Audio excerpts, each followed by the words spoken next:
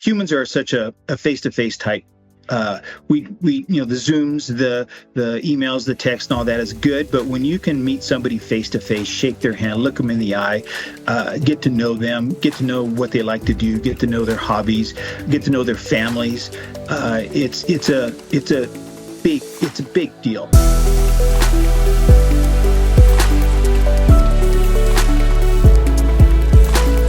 Welcome back to ACS Portfolio Perspective. I'm your host, Andrew Pace, Chief Client Experience Officer at ACS, joined today by Kit West, Director of Business Development and Broker Relations at C.H. Brown. Kit's diverse background perfectly exemplifies the entrepreneurial spirit of equipment finance. His experiences span from managing a 27,000-acre Wyoming ranch to coaching basketball, from restaurant and bar startups to sales at thefencepost.com. This diversified foundation has given him unique insights into the transportation and equipment sectors that C.H. Brown serves. Over the past 5 years, Kit has built C.H. Brown's national broker network from his base in Wheatland, Wyoming, population 3,000, proving that relationship-first approach can compete nationally regardless of geography. During his time with C.H. Brown, they've achieved record originations while maintaining some of the industry's lowest default rates.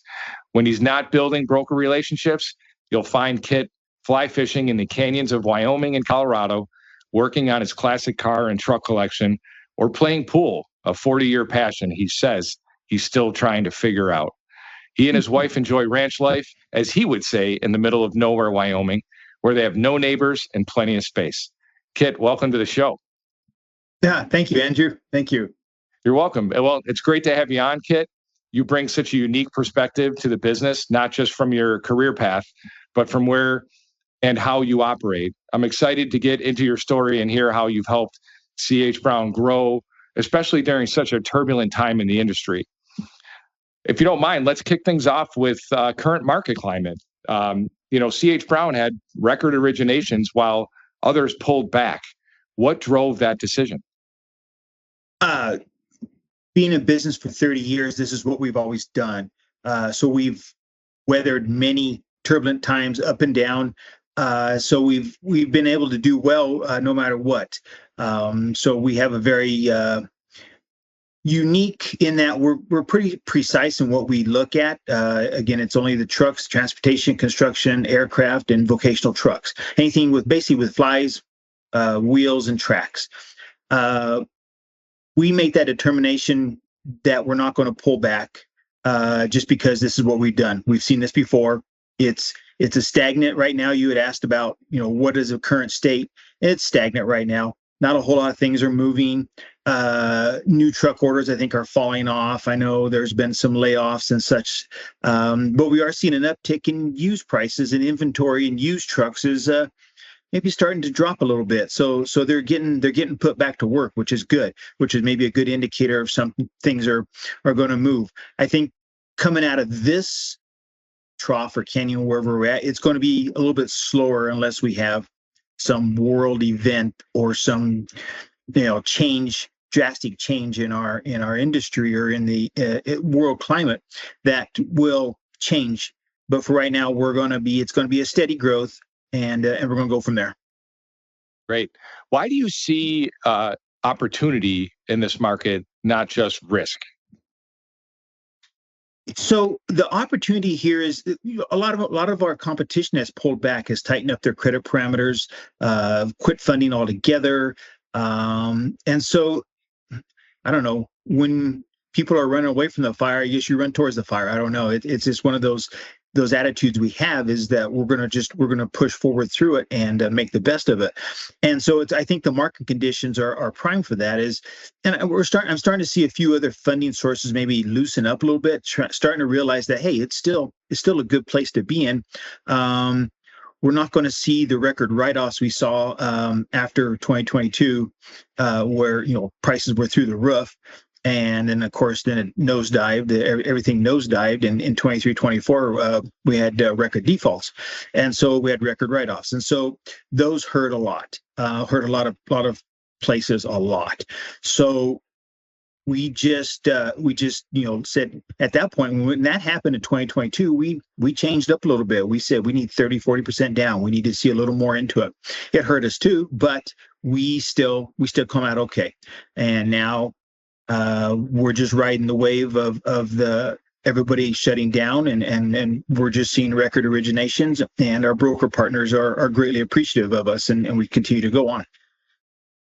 Yeah, what would you say is one of the reasons behind your portfolio's strong performance, especially the low default rates and the write-offs that you just talked about? Client services. When we have great client services, these ladies in our office, they get to know our borrowers really well on a first time basis, and especially the ones who are kind of troubled and who are having issues. They get to know them well, and we have programs in place that help them get through the tough times, deferments and interest only payments, and we're willing to do that. Here's a great example. During COVID, 40% of our portfolio was in default. Coming out of COVID, we maybe had a 2% write-off at that point. That was just tremendous. And we're seeing the same thing right now. And I think a lot of it is when that client misses that payment date, and our payments are on 5th or the 20th. They miss that date on the 6th or 21st, they're going to get a phone call, text, email, and it's not, hey, you missed a payment. No, it's hey, how's things going? Are you driving? Is the truck running okay? Is the trailer operated okay? Is the equipment moving and making money? Is it okay? And most of the time, 99% of the time, it's, oh, I just didn't make the deposit or whatever there, and so it's fixed. And the other 1% of the time is, hey, can I get 15 days, 10 days, and that's not a problem, and we make it work. But we listen to the client, we listen to their story, we listen to what they're having issues with, and we try to give them ideas. Well, have you tried this load board? Have you tried this or that? And so it really, really helps them. And a lot of these guys just need somebody. They're out there on the road. They just need somebody to talk to, and we'll just listen to them and work our way through the problem. Yeah, a lot of them are hardworking people. Perhaps maybe yes. Being a strong business owner may not be one of their strengths, right? So you oftentimes it's just an oversight. They didn't intentionally wake up one morning and say, hey, I'm just going to not pay CH Brown today, right? Right. No, they don't plan on that. Yeah. So no, that's great. I mean, moving on to our next, we're talking about building and managing your national broker network. Strong performance starts with strong partners, and you talked about your broker network. How did you scale from a startup to now 600 plus brokers that you have? When I first got on here 5 years ago, we had 300 or 400 brokers, and we had some really good players in there, and it's just involvement in the brokers, and get to know them personally and get to know them well, and having those conversations with them. Because even right now, some of our brokers are struggling right now. So I'm having those conversations with them, trying to help them with marketing, trying to help them with ideas to generate some business. And so just being that go-to advisory type person, that consultative selling type thing, and building the relationships, it helps tremendously. So it just turned into a word of mouth. And so a broker is going to reach out to me, never done business with them. And so I like to have some experience, but we do work with startup brokers. My philosophy is that any one of these guys are going to be able to take this business to the moon. This equipment financing is such a huge opportunity. It's the wild west of opportunities, where you don't need an education. You just need to know how to sell. You don't need a college degree. If you can come out of high school and be doing this, if you can talk to people and listen and sell, and you can make a lot of money doing this. You can make a nice living doing this, and you can do it from anywhere. So I take in these brokers, knowing that 50-60% of them are probably not going to make it past the first year. The ones that do are going to struggle a little bit, but you're always going to have, it's an 80-20. You're going to have 20% of those brokers who are going to do well, and they're going to be in the game, and they're going to understand the game. They're going to learn the game, and they're going to continue to grow. So it's those guys that, that are going to be the ones that are going to to help we get our money out, find the clients to loan to, and so it's a win-win situation. If you're successful as a broker, we're going to be successful as a lender. Right.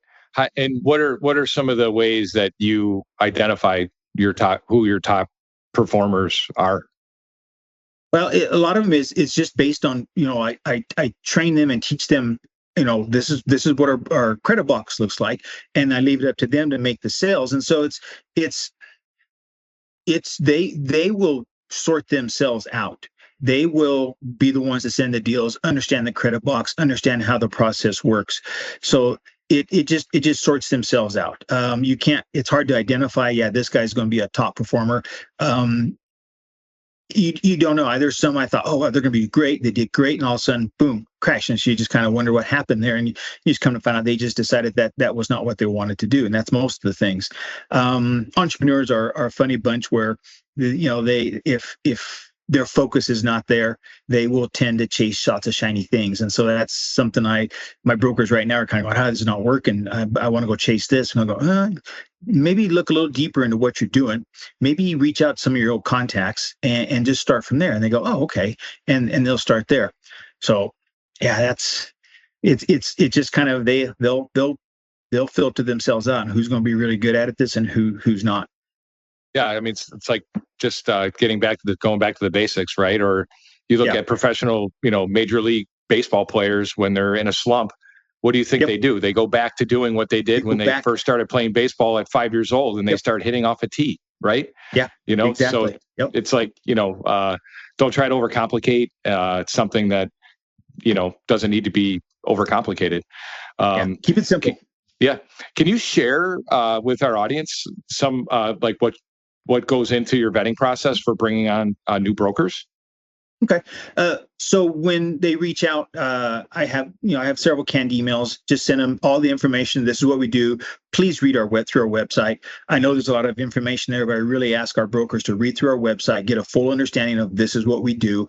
And then we get on a phone call. We have a conversation about what we do. And I ask them what their ideal client is and what their ideal process is, and just listen to what they have to say. And so what problems are you wanting to solve, and just have that conversation with them and get an idea that they know what they're doing. And then basically I reach out to their references of other funding sources. So, I've got to be good friends with a lot of our competitors.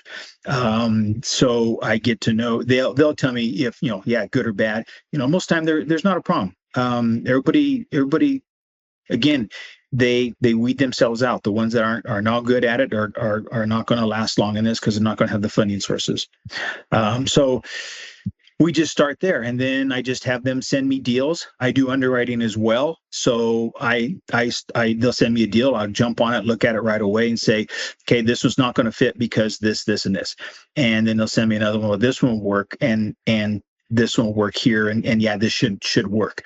If it doesn't work, I have no problem sending my brokers to my competitors. I think that's a huge thing, that if you're okay with sending your clients to your competitor, that's just a huge advantage overall, because then there's that know, like, and trust, where now, okay, I like you, and because you are going to help me, you're going to send me your competitor, and go, yeah, because we can't do it. The ultimate goal here is to fund the client, get the business going, keep them moving. So if we can all be successful, it all works out. Yeah, no, that's a great philosophy. Recruiting brokers is one thing, retaining them is another. That's another. Yes. If you don't mind, let's talk about what makes C.H. Brown stand out. What makes you guys more than just another funding source to the brokers? I kind of say this, and I don't know if it's true or not, but when you call C.H. Brown, you talk to a live Wyoming person. We don't have a phone tree. We don't have a hold line. Somebody in the office of 24 people will pick up the phone on the first or second ring. And we do every day. We pick it up. We pick up the phone. They don't go to a hold. They don't go to press 1 for such and such. It is straight to one of us. And we pick up the phone, and we'll see who it is. We'll call them by their first name. and ask them how their world is going and what's new in your world and stuff like that. So it's that personal touch. It's the equipment finance world is very transactional. Know a lot, and so some of the areas is we want to be we want to have that relationship in a transactional world. And so I think that really helps out a lot right there. That's kind of what sets us apart from everybody else. Yeah, our rates are the same, down payments are the same, our points are, people will no, the points are never enough, but we understand that. So we try to make accommodations, but it's that I'll answer your email, I'll answer your text. Most of my brokers have my personal cell phone. And so they will shoot me a text or ask me a question. And so we continue to build a relationship from there. Yeah, I mean, that's great. Accessibility is important. Being able to reach you, being there when they call, replying to emails promptly, that stuff matters. I mean, it does when you're in a competitive space, and like you just said, you're all around the same rates. What can you how can you differentiate yourself? To get that deal across the finish line, and people do. They want to talk to a real person. They want to be replied to promptly. They don't want to be ignored. Exactly. Yes. What are some other ways? How do you build trust and loyalty with brokers in this really competitive space? And as you mentioned, a lot of them don't survive that first year. So what would be some ways that you guys build trust and loyalty? It's that we're going to do as we say. When most of the time when they ask me if this deal is going to be fundable, and I will be honest up front with them and say yes or no, and this is why no. So it is very, very we're very honest. We're very upfront. And when we see a deal, it goes through our underwriters. We have 5 underwriters in the office here, and if there's any question, those underwriters can ask me or ask our senior vice president Mark Burkle and get an idea. What's the sticking point here? Can we re-review the deal? Is there additional information or additional collateral? And we just make it as quick as possible, but at the same time, add as much of a personal touch to it. And how would you say the industry associations have helped CH Brown grow? Again, that's another where they're successful, we're successful. So when I first got into the industry, I realized, okay, we have 2 industry associations, AACFB and NEFA, that are critical, that are kind of the backbone of a place, a forum to meet and to get to know each other. Of course, that's where you and I kind of met up, and we discussed a lot of things, all Josh Allen and Buffalo Bills and all that. So, but that's how it is. And so the association just had opportunity to go face to face. We humans are such a face to face type. We the Zooms, the emails, the text, and all that is good. But when you can meet somebody face to face, shake their hand, look them in the eye, get to know them, get to know what they like to do, get to know their hobbies, get to know their families. It's a big deal. So the associations are bringing everybody together twice, so we go to 4 association deals every year, and I look forward to those, and every single one is a success because I get to meet somebody new or get to meet somebody who I've never met before and have those conversations with them. And so those associations are so critical that they bring everybody together. And so, yeah, it's just it's one of those, you just need to go and then you get involved.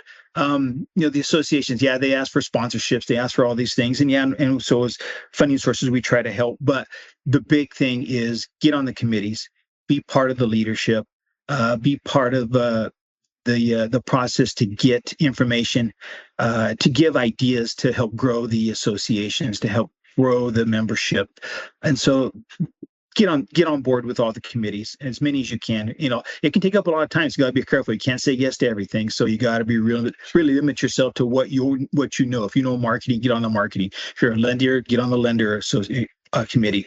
So if you know those things and that's in your wheelhouse, then jump on in and help out with that.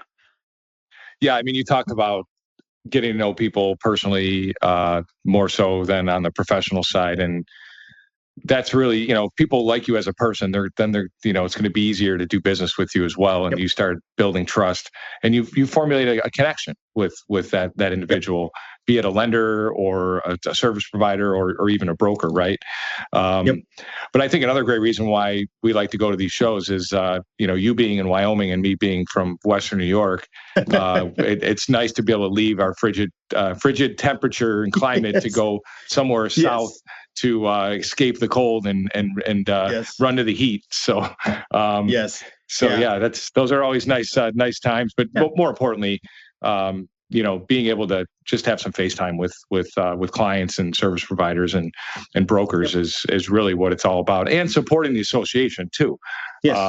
And as you said, getting involved. I mean, that's also beneficial. What kind of support does CH Brown offer beyond funding that you can share with our audience? For one, we'll be implementing a new loan origination system. Probably won't be here till fourth quarter of this year. It's going to have a very dynamic, real-time portal where brokers will be able to see a deal where it's at and how it's moving forward.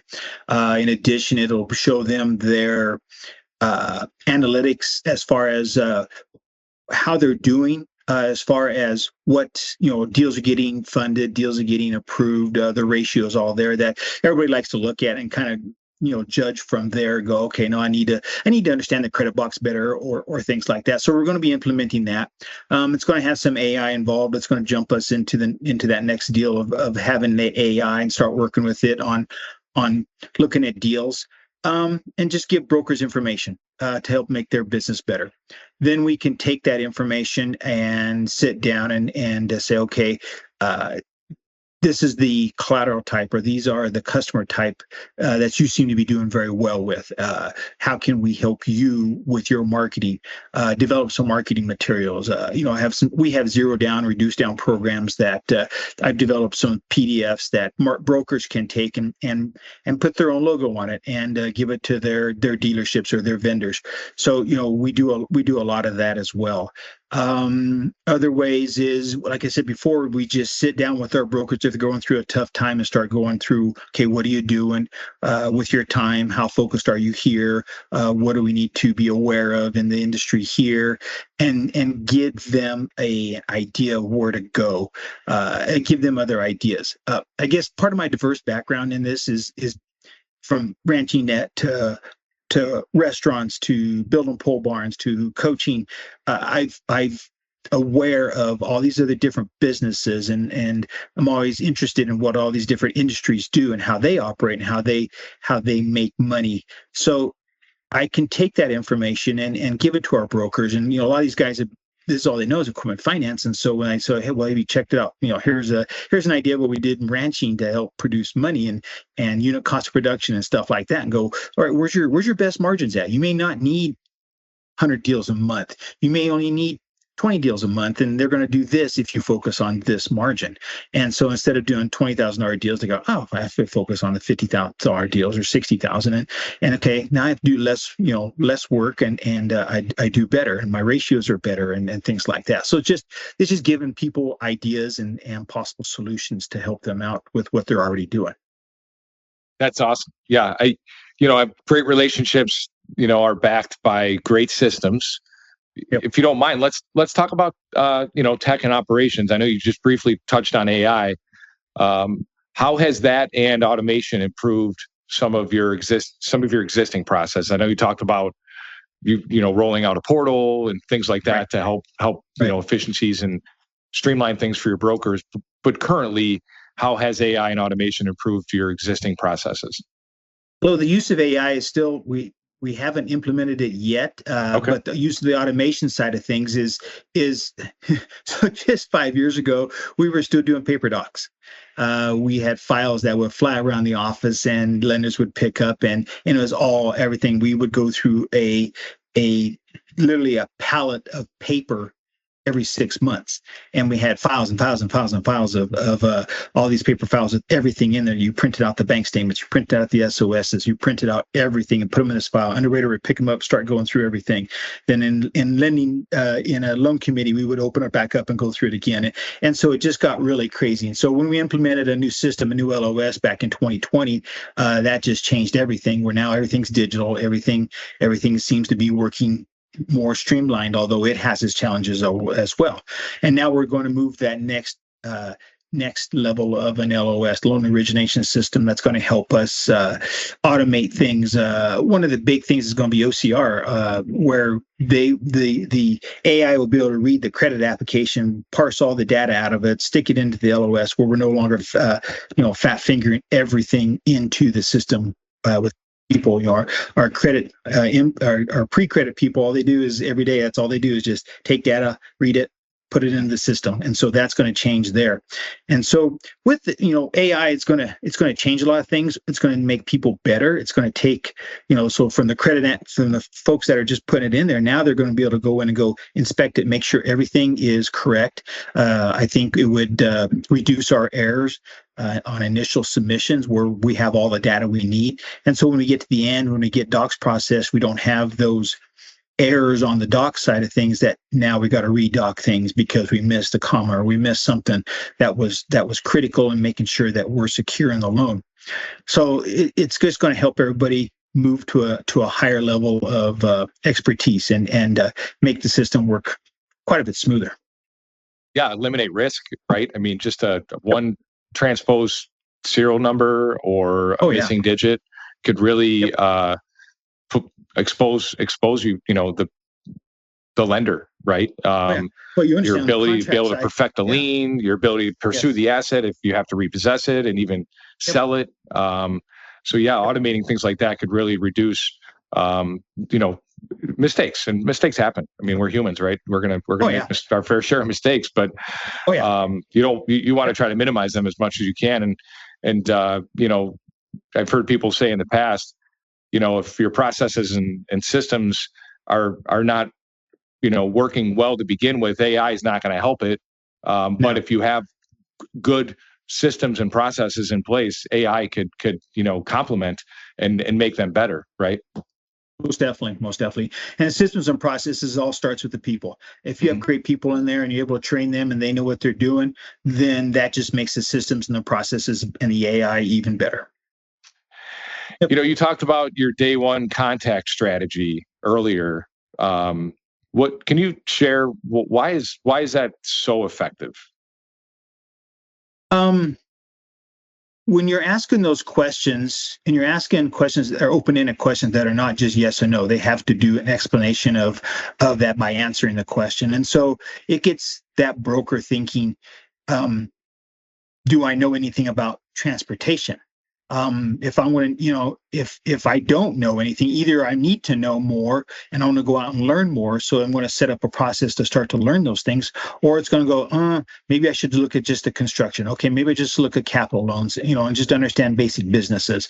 So it just gives that broker, the idea that, especially the startup brokers, the ones who don't know where they're quite going yet, it gives them that base to start from and grow from and go, okay, in order for me to know more about trucking, I need to understand what a load board is. I need to understand what I should see on a bank statements and what expenses I should see on there. What kind of revenue per truck should I see on the bank statements? And even to the point of being a consultant in that space for these small businesses.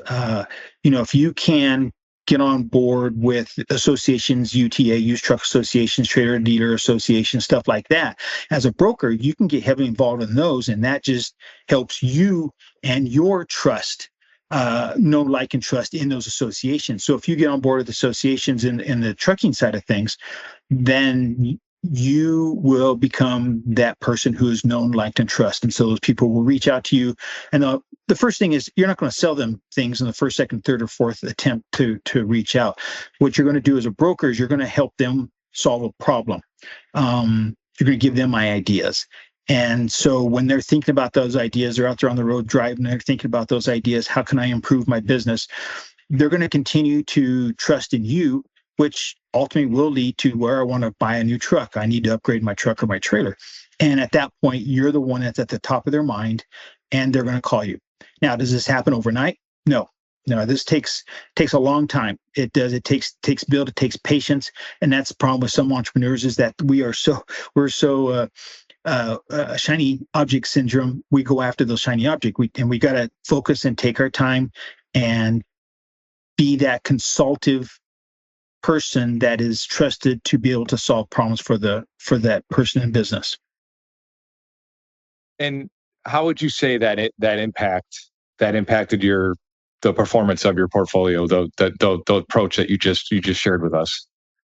So that way, when these brokers come to us with a deal, they've pre-vetted the deal. They understand the deal. They understand what we look for in credit, and so they're able to give us a better deal. One of the metrics is what's called a look to book, and we look at number of deals submissions, the number of deals funded, and so those in our space are 15% is 20%. We got brokers that are doing 40, 50, 60% because they fully understand it. Now the ones who are just starting out, they're at 10, 12, 13, 14%. And so that helps the portfolio. It helps us spend less time on deals because they send us deals that are approvable. And that way we can get terms out. And that's the key, is getting terms out and getting it docked right away, getting the deal off the street. So if the broker will send us deals that can have the ability to get the deal off the street, then that happens that the deal has a higher chance of closing at that point, and the broker gets paid. That's great. And how do you balance like automation with personal touch? That's always going to be a challenge there. You have to have the mindset that have to pick up that phone when that phone rings. You have to answer that email when that broker has a question. It is mindset. It is you just have to have that. I'm here to help. I'm here to solve a problem. And that's a big thing right there too. You got to come to work with and love to solve problems. You have to walk into this door every single day and go, what kind of problems are I going to solve today? And you just have that mindset. I'm a problem solver and I want to fix it. I'm not, and how big of problems do you want to solve? And that's just how far your career would like to go. Is the bigger problems, the more your career is going to go. So, walk in every day, mindset, solve a problem.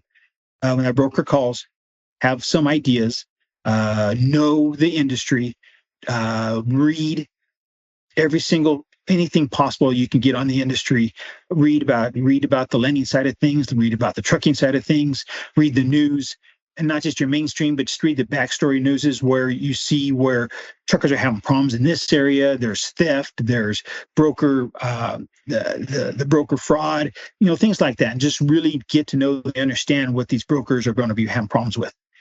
What these truck drivers are going to be having problems too. Yeah. Great. And, what would you say are some of the biggest challenges some owner operators are currently faced with right now in the current state of where we're at in the industry? So the owner operators, the truckers out there, they're going to it's kind of funny. So bringing loads into Denver, you can make $3 and $4 a mile on those types of things, but then getting out of Denver, you're going to either do a bobtail, and not get anything, or it's $1, and so there's not a whole lot. So it's the struggles of the logistics of making sure that every mile that you're driving, you're making money, and to try and not take those loads that everybody's bidding way down and just kind of go, okay, I got to pass on that load because everybody's bidding it clear down to nothing where nobody makes money. And so the logistics is such a tough thing. And then finding the brokers, the load brokers you can trust, that's a tough there too. There's so much out there. You hear about the bad, you hear more about the bad. Of course, that's just news in general. So I know there's a lot of good brokers out there, load brokers out there, and so just finding those guys and trusting them is key. And so that's hard for the single truck owner operator. Leasing on. That's what's one way, especially if you're just getting started in there in the trucking industry, is leasing on with a reputable with a reputation that has a good reputation, a company that has done well. And so and you're just making connections there. What about drivers? You hear shortage of drivers. Spot rates are low. We Yep. talked a little bit about that.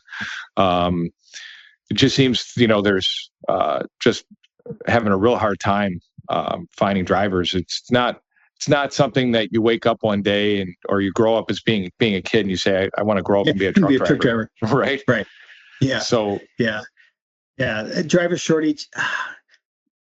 Yes and no. Sometimes I'm unsure about that one, just because it's weird that, okay, yeah, there's driver shortage, but yet then who's bidding on all these loads, and why are they going so low?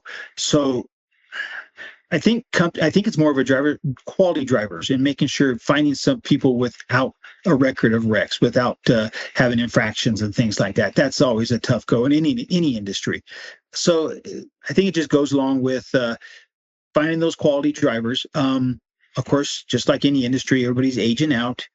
So we need to replace what's going out with some new blood there. In order to get good at this, you got to drive for a while. So, we here will do startup drivers who we'll finance a truck for somebody who has 12 months time of drive experience. We'll do it.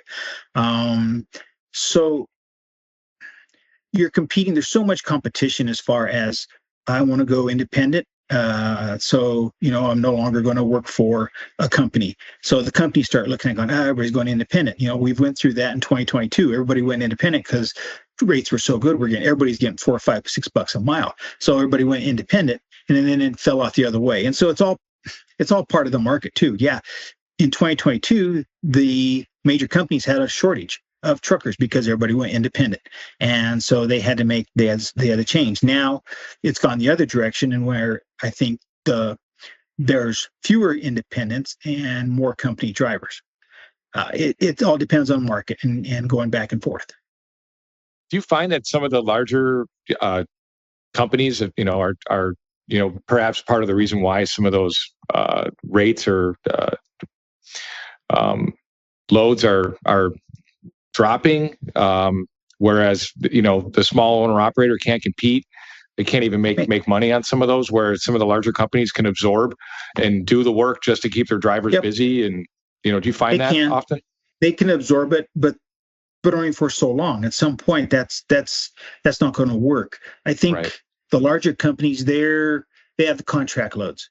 And so they have a contract, and I think they'll go out 6 months on a contract and say, okay, for say the next 6 months, we're going to do this load. You're going to pay us this much, and that's as long. They don't, and that's one of the troubles is a lot of these places don't want to do longer than 6 month contracts, just because they don't want to lock themselves into that. That was just an article I was reading the other day. So getting into the business, again, you got to have a reputation. You got to have the experience of driving, and then you got to build the connections. Again, truck drivers are very good at driving trucks. Okay, but it's a whole different world when you run a business that drives a truck on top of you being a truck driver. Now your focus is split. Now you got to drive that truck, be safe, and then think about your business. So that just magnifies, your that something's not going to go right. Either you're going to miss a churn or you're going to miss a load because you weren't on the load board to get it. Things like that. So it just multiplies it. You're becoming an independent truck driver. You now have two problems. You got to find a load and you got to drive your truck, not just drive a truck just because you're a truck driver. Right. I mean, and then you obviously have the unexpected breakdowns that a lot of folks, especially if they're just starting out, they don't budget for that. So number one reason a deal goes bad for us is the truck breaks down, the trailer breaks down, the equipment breaks down. Number one reason. And so then when, we got to look at that. We got to either figure out a way to help them, or we just say, let's start over. And we've done that with a lot of people where we just start over, turn the truck in, whatever we need to do. We've repaired the truck. A lot of guys have some money set aside, but there's very few programs out there. Well, it's extremely risky to be in the business of just financing repairs. That's an extremely risky business. You're unsecured because usually the truck has a loan on it. So there's very few, far between lenders out there that'll do that. So that's difficult. The truckers are in a hard spot with that. Yeah, and even if it's under warranty, they're still down, right? And they're not working. 2 to 3 weeks. How do they? Yeah. They still have to make the payment, regardless if the truck's sitting in a shop or it's idle somewhere because it's being fixed. I mean, what are some things that you do? What are some of the things that CH Brown does to help customers out in those situations? Well, it's even when we're looking at the loan, when we're doing underwriting, we're going to look at the bank statements, and we're going to say, oh, I see you're moving money into a savings account. Send us those bank statements too. So it helps us look at okay, he has some capital set aside. We look at their CBR. We look at, okay, they have some credit cards that they're not using. They have 10% utilization. So they got money there set aside. We don't want them to use them, but because credit cards, that's hard to get out of. So we look at several different things that will do the loan if it makes sense that this person can survive a malfunction, a breakdown. So that helps us. And then we'll tell the brokers and tell their clients, this guy, and as a broker, you got to be willing to tell your client, you don't have the money set aside for a breakdown. Come back when you have some more savings and something that you could use in case of a breakdown. You got to have that. So that's educating the brokers to be consultants to their clients. So we try to avoid that altogether. We do have in the instances where we will help finance a breakdown. We usually, we'll do like 50% of what's needed to repair the truck, unless we're looking at where if 50% in the value of the truck is not worth it, because we don't want to impair the loan, being that we have way more, it's way underwater. We don't want to do that on purpose. So, we just try to avoid it to start off with. Well, do you guys have does CH Brown have a formula for reserves in that underwriting process when you want to make sure that the customer is able to afford a breakdown, so that they're not robbing from Peter to pay Paul to use money that they would pay for the payment to now have to pivot to use it for repairs? Do you have like some sort of a formula or a baseline that they would, or is that based on the value of the truck? First, based on the value of the truck, based on the amount of the down payment they can put into it. So make sure that we are above water on the truck. And then, like I said, we don't have a formula per se. We just look at the bank statements, ask for the additional statements, look at the credit utilization. Do they have a mortgage? Do they just open the mortgage, or they got 10, 15, 20 years paid down? Especially on startup truckers, we require home ownership. We're not going to put a lien on the home. We just want them to have some sort of stability and some sort of investment. And so we can look at that home and we can value it on Zillow and go, okay, well, they got some equity in that house, things like that. So that client, has those options. So if he comes back to us, says my truck broke down, I need the engine rebuild. Engine rebuild is $40,000. The truck's worth $60,000. I owe $50,000 on it. Well, we can maybe help you with $10,000. You're going to need to find those things, and you're going to struggle now because now you have this new unexpected loan on your books, and you're going to struggle. But we're going to do everything we can. We'll defer some payments, interest-only payments, whatever we can do on that. So a formula per se, we don't really. It's more of getting a feel if that client has the ability for resources to fix whatever problem they're going to get. Sure. So more on more of a case by case basis. Case by case. Exactly. Yep. So looking ahead, what excites you most in the next year, 5 years for CH Brown and the industry?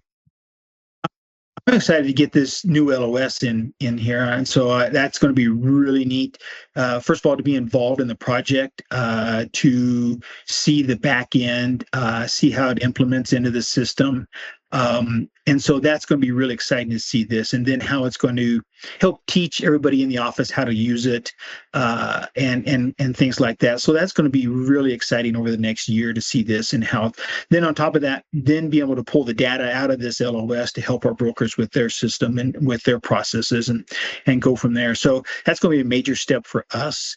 Anything else? We're still going to.